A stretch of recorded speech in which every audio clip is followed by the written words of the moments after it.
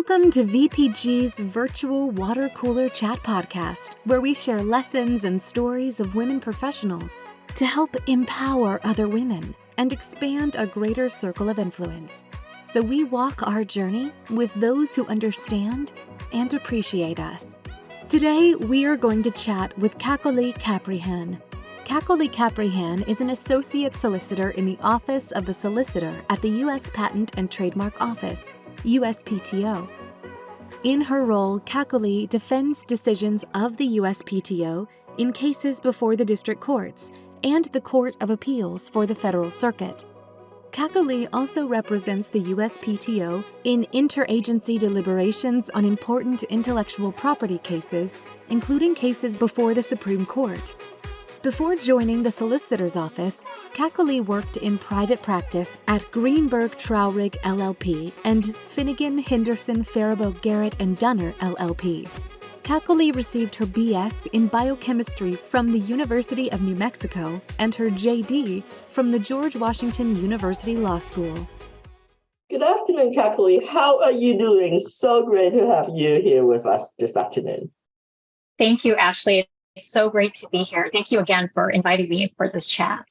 Oh, this is my pleasure. And I've been really looking forward to this too. So have I. We work at the same firm, but never really worked together. So this is a fun project for us to collaborate. I am really glad that you accepted and said yes. Thank you for having me. So first of all, can you tell us a little bit about Kakoli and let us know the journey of you becoming a patent attorney? Sure. So I think, as you've mentioned with my background, I studied biochemistry in college. And with studying biochem, I had every intention, like so many other students studying biochemistry, to go to medical school. That was the plan. That was my goal. That was what I had intended to do with my journey. And so that was my plan. And I studied biochem. I worked in a lab part-time.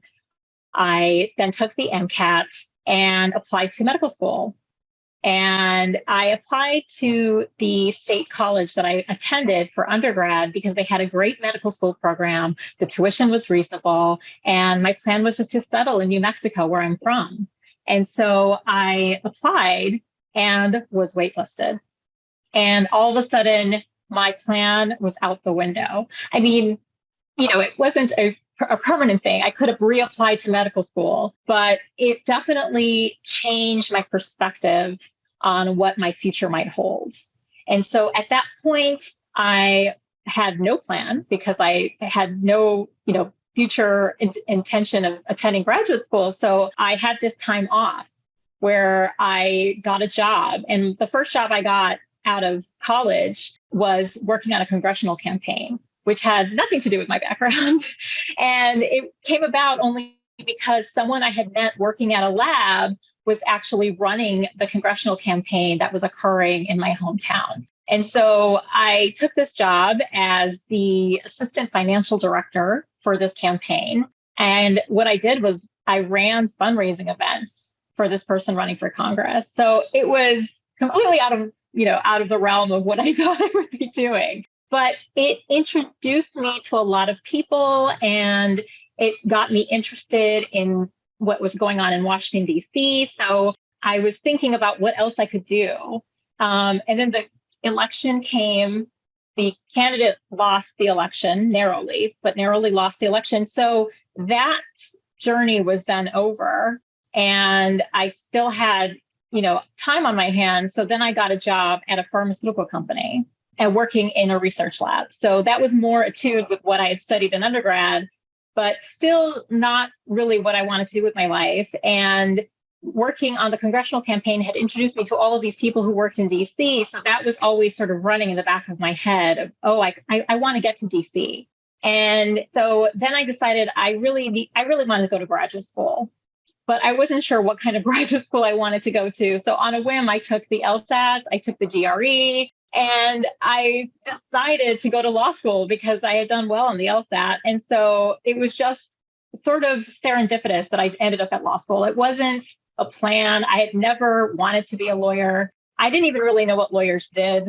My whole conception of the law was from TV shows. I mean, watching Law and Order, that was sort of the background I had as to what a legal career entails. And so I really didn't know what I was doing, but I knew that I wanted to end up in DC. But I had this biochemistry background, and my father, who is a research scientist, said, look, an option open to you is patent law.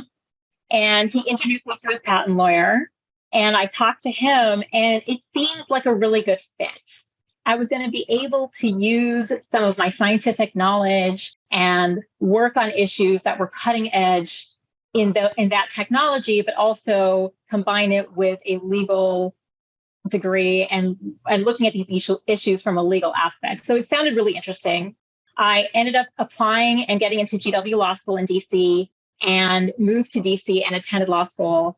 And then, my journey started, really, my current journey. And so I then worked at an intellectual property boutique law firm, which is where you also worked, at Finnegan Henderson, where I really gained a lot of experience litigating in the pharma patent field, mostly focusing on district court litigation. And I worked there for quite a number of years.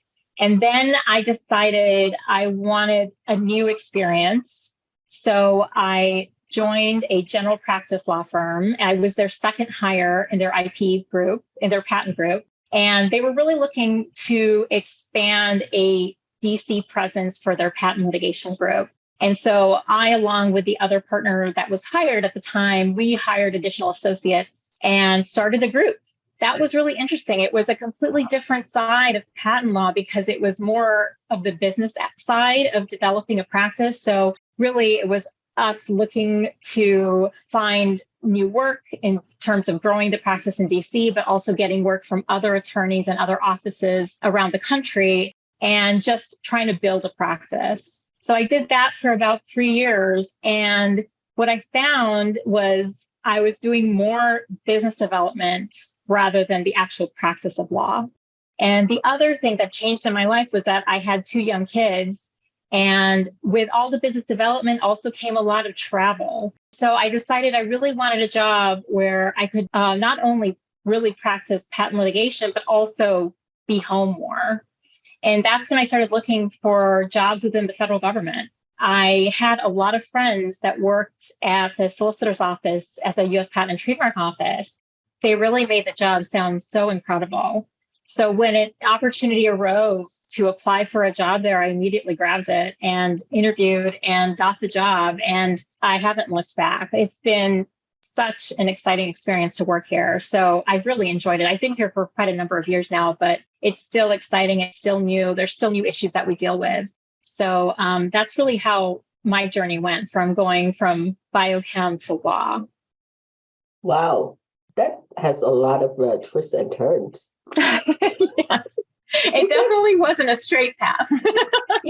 I have to applaud you for your spirit of being very adventurous. The fact that you are like trying so many different things and allowing yourself to explore, I really applaud you for that, pioneer spirit. I mean, I wouldn't have really met you if you went to the medical route. Right. It's funny that you see it as adventurous because when you had sent me some topics to think about, and one of the things I had thought about was how I actually wish I had been more of a risk taker earlier in my career, because I did spend quite a number of years at the first law firm that I worked at, and I never really thought beyond that. I didn't realize there were so many different types of jobs within our field, right? I mean, there are government jobs, there are consulting jobs, there are in-house jobs, there are law firm jobs. There's just so many different types of jobs that you can have with a patent law degree and with a undergrad degree that's in a science or engineering field or some kind of technical degree. I like that you think that I'm adventurous, but I actually think I'm not much of a risk taker. So I think that's one of the things I'm really trying to work on, is trying to be more open to the new things that can come up in your life. I think it also comes with the legal industries, because I do think that we tend to be a lot more risk averse. Yes, definitely. So, it's just what the practice does, right? And one of the things that, for example, I'll tell you, like when I studied, I was a poli-sci major. And I came to DC mostly because I wanted to go work for a fintech. And then I know that probably doesn't pay anything. And so I started at a private research firm, and it was something that I thought, oh, wow, this is going to be something that I really wanted to do. It ended up having a little bit more PR, like public relations type of flavor that I did not quite like because I wanted to do more research. And then I decided that it was not for me. And I think that I took the risk of like not having another job lined up. I just quit. That is the biggest risk you can take. I mean, well, yeah, exactly. Because, well, at the time I was like much younger. And I recall that I asked my professors. And one of my professors, he's a law professor, he was like, you might want to have another job lined up. I mean, I was like 20 something at the time. I'm like, oh, yeah, okay, that would be conventional wisdom. And usually he would tell me nothing venture, nothing gain. But there was another professor, like a historian, actually, and he used to work for the CIA, for foreign media analyst. So it's a branch of CIA. And he actually gave me a different advice. He was like, if you're not happy, you just gotta go. This is not the advice that you should be giving me. I went with that advice. And I'm like, okay, well, then I started till I find something that I wanted. Then I decided that, oh, maybe I'll just do temping. The temp agency sent me to a wrong assignment. And that's how I got started in the legal profession. Wow. And I know it was not Finnegan, but it was how I started as a project analyst. And then at the time, my office manager really liked me. And so she was like, do you have any intention of pursuing work in law? I'm like, no, not really. Because I already have a master's degree, you know, and I had a master in East Asian languages and cultures. Right. So they go like, but why did you not tell us that you have that? I'm like, your job does not require that. But it's so useful. Like the people were asking, like, I remember my mentor, the office manager told my mentor that you need to meet this woman, which is me. So I was like working, and then I was like, hi, I am, you know, Mike Lulakis or something like that. And that's his name. And he is, he's a design build expert. He now has his own consulting company. So he's one of the mentor that I have. And he came to the office and he goes like, Nancy said that I should meet you. I said, okay, what about? I don't think I really told that story to many people. Definitely not the person, I mean, not the people in friends, they probably know some of this. Know some of it. Yeah, but it's like sometimes it's like during this podcast, it brings back so much memory. It was like, how did you guys start? Right. Oh, totally by accident. And then so I'm still in touch with my mentor. And he actually was like, wow, you really come a long way. And we only meet once a year for Thanksgiving. Thanksgiving, like lunch or something like that, and just to catch up. And between 2022 and 2023, we actually met multiple times because I think that he was really proud of me for all the stuff that I was doing. But like part of it is really difficult to adjust from our profession. That is like everything you have to like dot your I's, cross your T, you know, think about now as a small business owner, it's like you want to set your boundaries, but you don't want to upset your clients or just so many things that I'm learning right now. And part of it is that one of the mentor, not particularly that one, but the other professor that said to me, the law professor was like, nothing venture, nothing gain. So I kind of instilled those beliefs. And that's one of the reasons why I decided, oh, I'm going to start a podcast. I have no nothing about it. But I have a team that actually can figure stuff out, right? And that's what we rely on the team. And part of it is such an amazing journey to see women professionals and their stories behind their success. Sometimes there's a lot of struggle. Like nobody knew that I was like, oh, you know, you have a master's degree, but why did you not tell us? It was not required. Right. You know? I mean, do you ever feel like as women, we also only apply for jobs that we feel we are fully qualified for instead of jobs that you don't necessarily fit the exact criteria for. I always feel like I look for jobs where I know I already can do the job. But there are other jobs I could do as well, right? Like I could aim for something higher. I sometimes feel like I limit myself because I think that I'm only going to be hired for the job that I can do on paper. When in reality, there's so many things that you are able to do. Like, do you ever feel like we limit ourselves as women? Absolutely. And I think that you're also pointing out to the gender differences. There's so many studies that talk about if there's a checklist of 10 requirements, men sometimes we make sure can we meet go all 10. Yeah, we have to at least get 80%. Whereas it's like, okay, I got 3, good to go. I know, it's unbelievable. I mean, I just feel like sometimes, I think because I've had people also reach out to me and say, hey, I think you'd be great for this job. And I'm like, well, I'm not qualified to do that, but you can learn the job, right? Like you have the skill set that's necessary to be able to pick up what your clients or what your organization needs, and you can find solutions to those problems. So you shouldn't just limit yourself to those 10, the 10 checklists and make sure you meet every single one of them. That's something I've also found that I've had to work on just sort of being outside my comfort zone and knowing that I can rise to the challenge, I guess. So how much of it do you think that is cultural? A lot of it is cultural.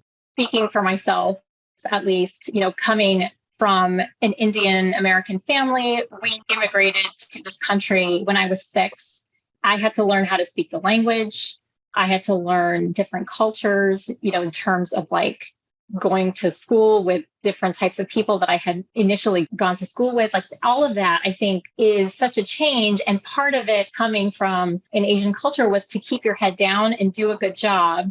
And almost like you don't even want to stand out because you want to just sort of keep your head down and do a good job. And I think that's antithetical to like our profession now, right? Because it's celebrated when you sort of rise above the fray and you take chances. And I think that's hard to do coming from our culture, well, at least from my culture. I don't know if you feel the same way. Well, I'm Chinese American, originally from Hong Kong, came here when it was like maybe around 11. So I think from anthropological viewpoint, people that are like past like 12, it was usually have more of accent. So my youngest brother does not have an accent, but I do. Mm-hmm. So I'm super self-conscious about that. I have a master's degree. I am smart, but I think that cultural, I'm going to call it a soundtrack and a narrative that actually sort of like sometimes a little bit belittling to ourselves. Mm-hmm. Exactly like you said, it's like, oh, I haven't met 110% of the requirement. Right. I cannot do this. And sometimes also as women too, because my mom and the women role models, the women authority figures, my mom is pretty traditional. So a lot of things is what my dad said. My dad passed in 2017. So now she can do her own thing. And so she just turned like 77. We had a party for her and she was so embarrassed. And I don't know why. Like, I mean, my friends over there, she goes like, it was hilarious when she said this. I have like some of my friends there. Everybody's like getting her gifts. And then we had her open it. She was like, why do you actually make a big deal out of this? Because I don't want to, And then, but she said something hilarious. She said, I don't know how to repay you guys. Add it to Ashley's tab. I was like, okay. I guess I owe a lot of people then. I think sometimes is that inherent conflict is like, I love my mom. I know she's proud of me.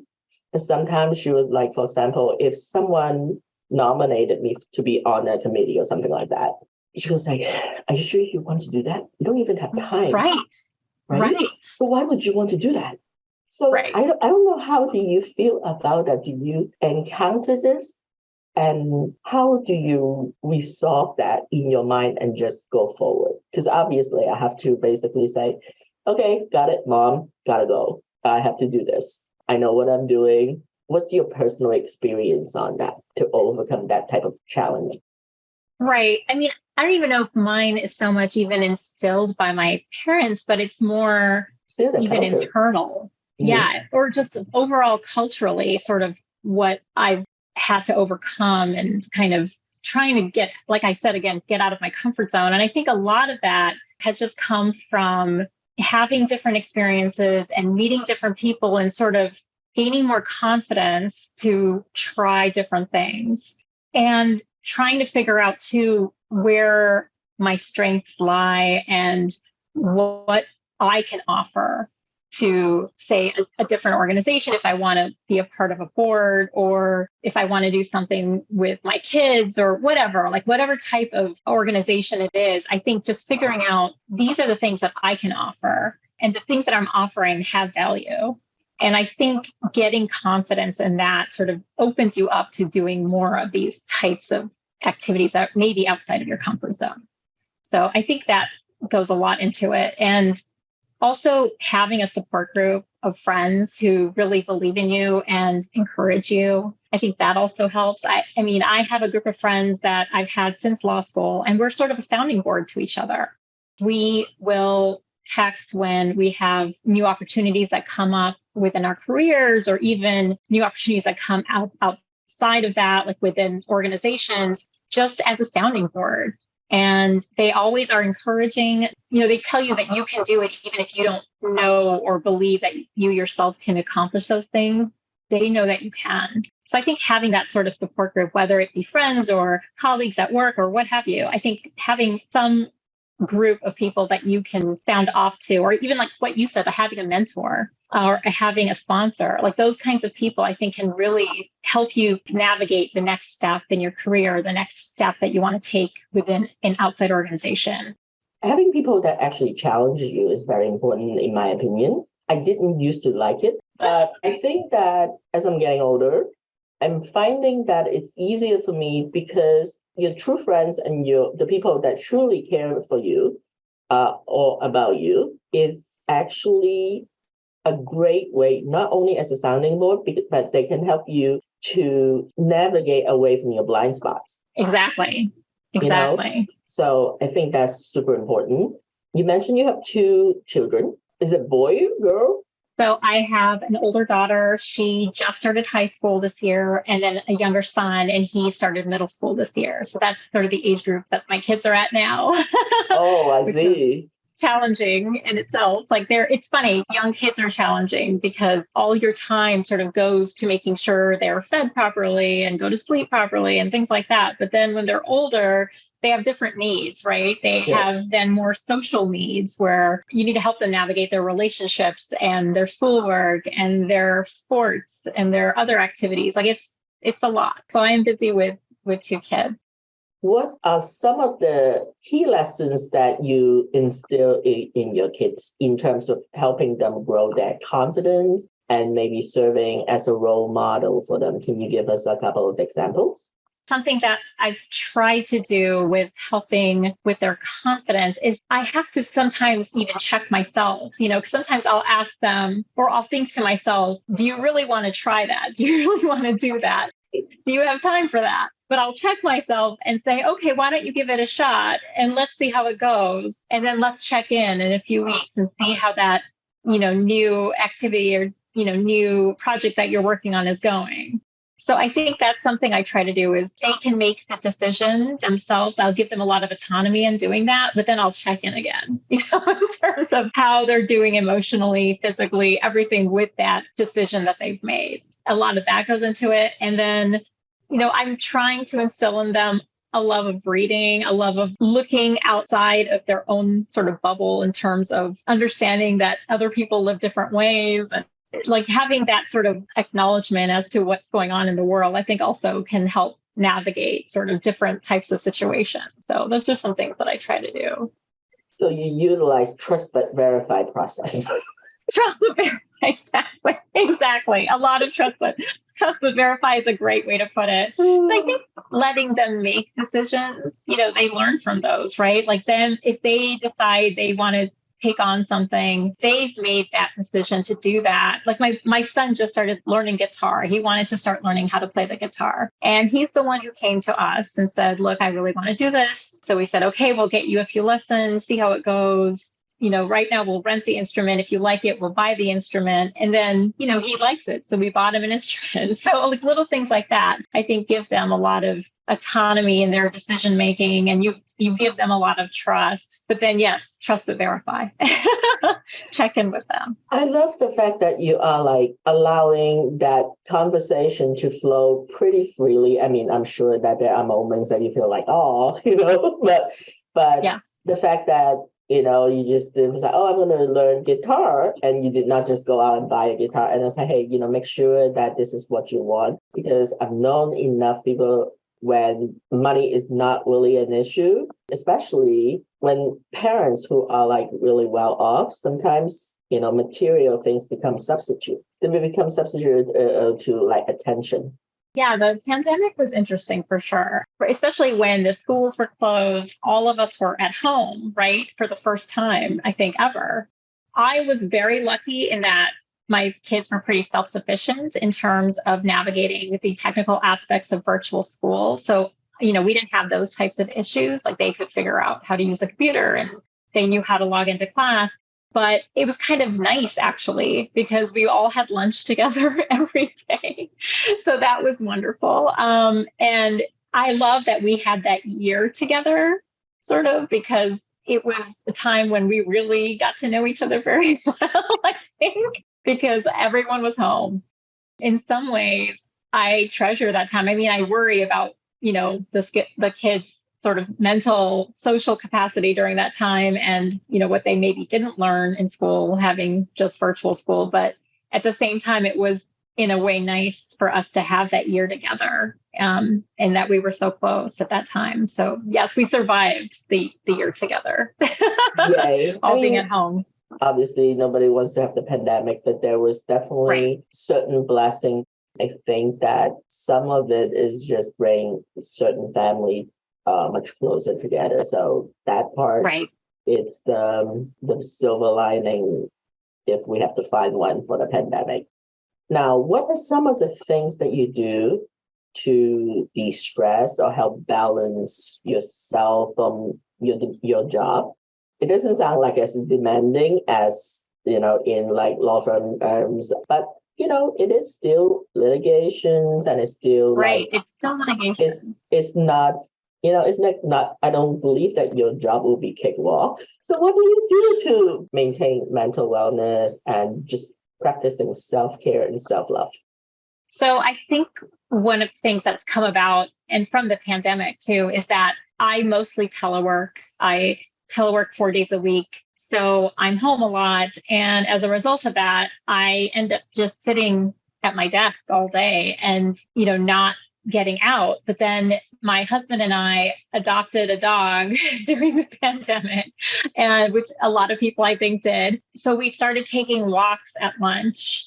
And I think that has really helped my mental well-being, making sure I get up out of my desk every day and take a walk outside, get some fresh air. And it's just time that the two of us just chat about anything. We could talk about work, or we could talk about the kids, or we could talk about the weather or a movie we want to see. But it's time that him and I have together, and we get some exercise and we get outside. And it's something that's, I think, really helped my well-being. I'm not a big exerciser, so definitely not one of those people who works out every day. So I think just taking, we take like a 40-minute walk, and it's nice to take that break mentally and physically. And that gears me up for the afternoon. So it's something I look forward to every day. It's something that we do pretty much rain or shine. Not as pleasant in the rain, but definitely lately with the wonderful weather we've been having, it's been really nice. And then, I've been trying to start reading again. I had not read books in a while, and I used to be in a book club, but that kind of fell apart. But during the pandemic, I re-upped my library subscription and just started reading again. And that's been really wonderful because it gives you a mental break in the sense that I read about all kinds of things. A lot of it is fiction. So it has nothing to do with the stuff I read for work. And it just gives me that sort of mental break that I need. So those are the two kind of things that I think I've been doing lately a lot more of. What about you? What kind of steps do you take? Well, used to be a workaholic. And I think now I still work a lot, but Yes.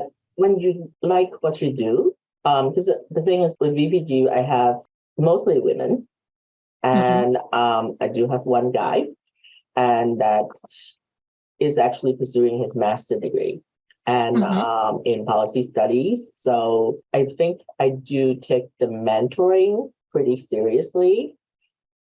It didn't start with that intention, but I find that I really enjoy it. I think it's maybe the intellectual and the educator in me. And so I have a couple of young women that I particularly really enjoy mentoring. And one of them is very artistic.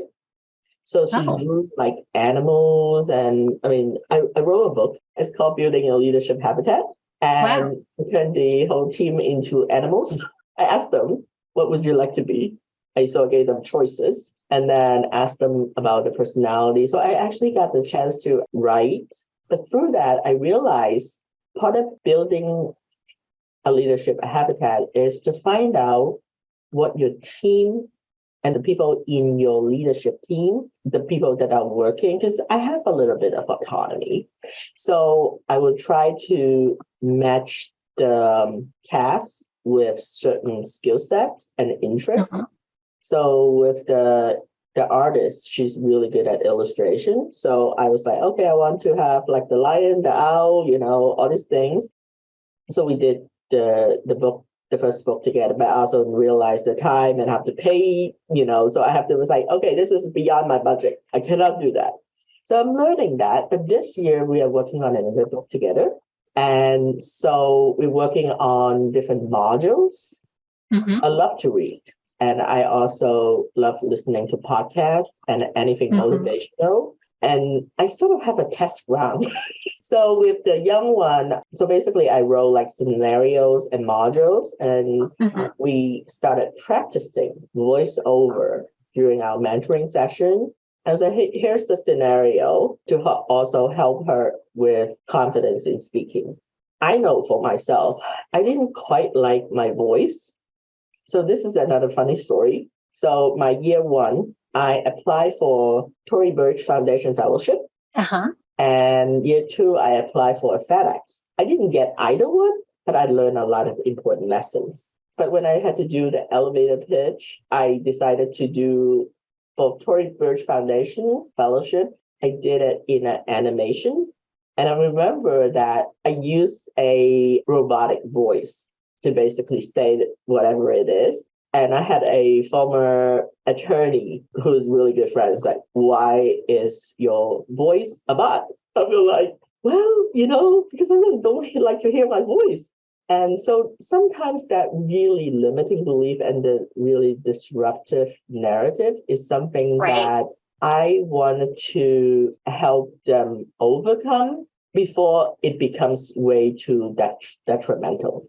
It's important to have someone believe in you, especially when you're young, because you don't know how to believe in yourself. I mean, there are exceptions, obviously. There are people that are like, how are you so self-confident? But I have a special place in my heart for people that are really shy, because I was like that. So I feel like that I was mentoring myself in like my younger self.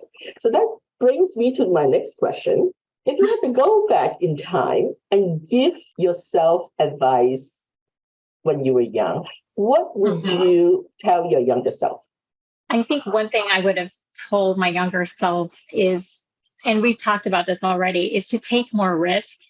As we've already established, I think both of us were pretty risk averse growing up. And I just wish that when I had been younger, I had been more open to sort of failing and then learning. Like you said, you applied for those 2 fellowships and didn't get them. And you learned so many lessons from that. And I think sometimes, I would limit myself thinking, this is not something I would be able to accomplish, or this is not something I would be able to get. And so I didn't apply for those opportunities. And I wish I had pushed myself to be open to failing more and be open to taking more risks and learning from those lessons, because I think there is so much that can be gained.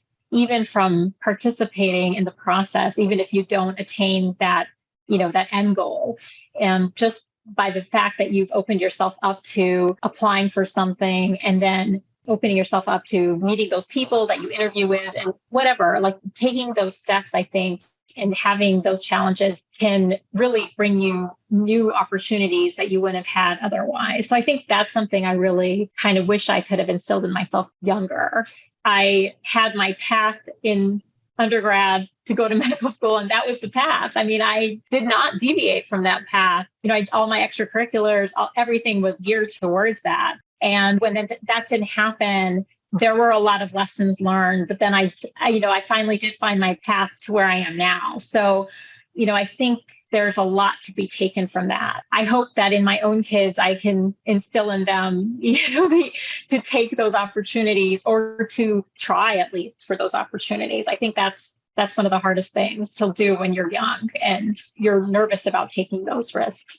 So I think one of the things that is important is maybe reframing. And failing is so much more intimidating. And yes. It's like, oh my God, I failed. But I don't know if you have heard of an author by the name Simon Sinek, and he does have a podcast. It's called A Bit of Optimism, and very much of a infinite thinker. And I think what he's been really talking about is like failing is such a strong word. So we would probably want to say falling, because when you fall, you can get back up. I like that. Yeah, I really like, there are a couple of podcasts that I recommended to people. One is Simon's, and the other one is Adam Grant, Think Again. He's a Penn, and I think he's an organizational psychologist. And I really love his work too. And because it really does challenge your fundamental assumptions. So sometimes it's like, before I was super risk averse in certain things. I think into personal thing, in professional wise, I think I was a little bit more, when I go open, I would do it's like Mission Impossible tasks, right? I would go do it and I would get it done. And that's how I build my confidence. But I think my risk averse is coming to it actually applies more in my personal life. I don't want to try that because, oh my God, what if I lose face on that? And what would other people think of me? Who cares? So true. So I think sometimes we put ourselves in that particular predicament. Well, thank you so much for chatting with me today. Yes, thank you, Ashley. I learned so much about you and really awesome things. And I hope that you had a fun time chatting today. Definitely. And so once again, thank you so much for accepting. See, that was not so risk averse for both of us. So true.